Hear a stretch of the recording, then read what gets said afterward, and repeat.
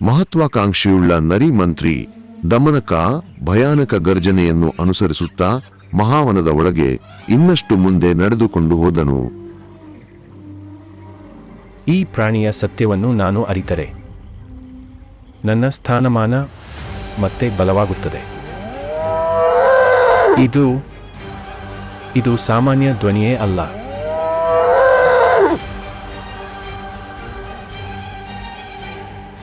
ಒಂದು ಎತ್ತು, ಇಷ್ಟು ಬಲ, ಇಷ್ಟು ಭವ್ಯತೆ.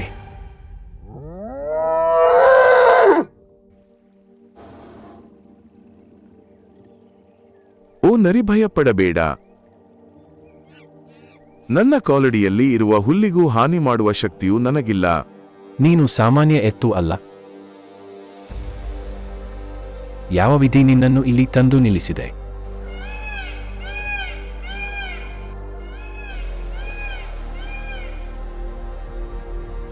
ಸಂಜೀವಕನು ಶ್ರೀಮಂತ ವ್ಯಾಪಾರಿಗಳ ತಂಡದಲ್ಲಿ ಇದ್ದ ಎತ್ತು.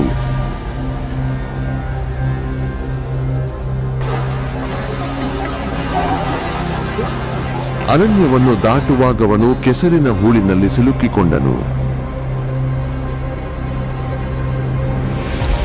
ಸತ್ತನು ಎಂದು ಭಾವಿಸಿ ಅವನನ್ನು ಬಿಟ್ಟು ಹೋದರು.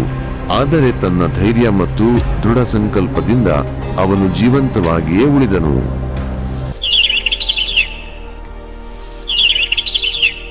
ನನ್ನ ಧ್ವನಿ ಗಟ್ಟಿಯಾಗಿ ಕೇಳಿಸುವುದು ದೀರ್ಘಕಾಲದ ಕಷ್ಟಗಳ ನಂತರ ನಾನು ಮತ್ತೆ ಆಳವಾಗಿ ಉಸಿರಾಡುತ್ತಿರುವುದರಿಂದ ಮಾತ್ರ. ನನ್ನ ಜೊತೆ ಬಾ. ನಿನ್ನ ಕಥೆ ನಿನ್ನ ವಿಧಿಯನ್ನೇ ಬದಲಿಸಬಹುದು.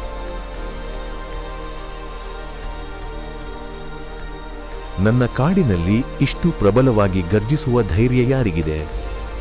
ಮಹಾರಾಜ, ನಿಮ್ಮ ಭಯದ ಮೂಲ ಈಗ ನಿಮ್ಮ ಮುಂದೆಯೇ ನಿಂತಿದೆ. ಒಂದು ಎತ್ತು, ಗೌರವಾನ್ವಿತ, ಜ್ಞಾನಿ ಮತ್ತು ವಿಧಿಯಿಂದ ಅನ್ಯಾಯಕ್ಕೊಳಗಾದವನು. ಮಹಾರಾಜ, ನಾನು ಸಂಜೀವಕ.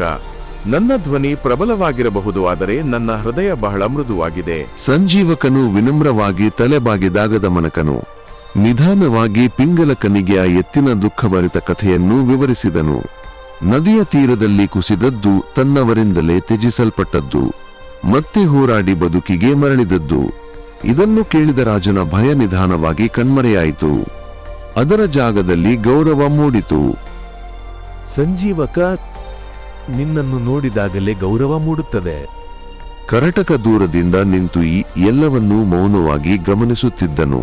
ಪಿಂಗಲಕನ ಭಯ ಈಗ ಗೌರವವಾಗಿ ಮಾರ್ಪಟ್ಟಿತ್ತು. ಅಲದ ಮರದ ನೆರಳಿನಲ್ಲಿ ಒಂದು ಹೊಸ ಸ್ನೇಹ ಆರಂಭವಾಯಿತು. ಆ ಸ್ನೇಹ ಬೇಗನೆ ಸಂಪೂರ್ಣ ಅರಣ್ಯದ ದಿಕ್ಕನ್ನೇ ಬದಲಿಸಲಿತ್ತು. ನೀನು ಬಹಳ ಕಷ್ಟ ಅನುಭವಿಸಿದ್ದೀಯ. ಮಹಾರಾಜ, ಕಷ್ಟಗಳು ಮನಸ್ಸನ್ನು ಇನ್ನಷ್ಟು ತೀಕ್ಷ್ಣಗೊಳಿಸುತ್ತವೆ. ನನ್ನ ಜೊತೆಯಲ್ಲೇ ಇರು, ನನ್ನ ಸ್ನೇಹಿತನಾಗು. ಈ ಕಾಡಿನಲ್ಲಿ ನಾವು ಜೊತೆಯಾಗಿ ನಡೆಯೋಣ. ಅದು ನನಗೆ ಗೌರವದ ಸಂಗತಿ. ದಮನಕ, ಆ ಅಪರಿಚಿತ ಧ್ವನಿಯ ಭಯವನ್ನು ನೀನು ಹೇಗೆ ಜಯಿಸಿದ್ದೆ? ಮಹಾರಾಜ, ಏಕೆಂದರೆ ನನಗೆ ಒಂದು ಕತೆ ನೆನಪಾಯಿತು.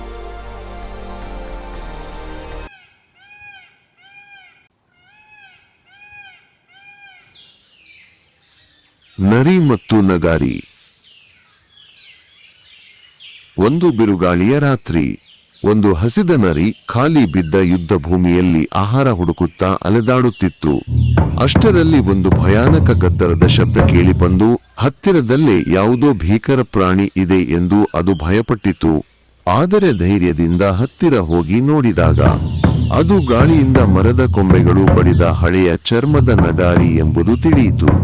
ದೂರದಿಂದ ಭಯಾನಕವಾಗಿ ಕಂಡದ್ದು ಒಳಗೆ ಸಂಪೂರ್ಣ ಖಾಲಿಯಾಗಿತ್ತು. ಅದರ ಹಿಂದೆ ಸೈನಿಕರು ಬಿಟ್ಟು ಹೋದ ಮಾಂಸದ ತುಂಡುಗಳು ಸಿಕ್ಕವು. ನರಿ ಸಂತೋಷದಿಂದ ಅದನ್ನು ತಿನ್ನತೊಡಗಿತು.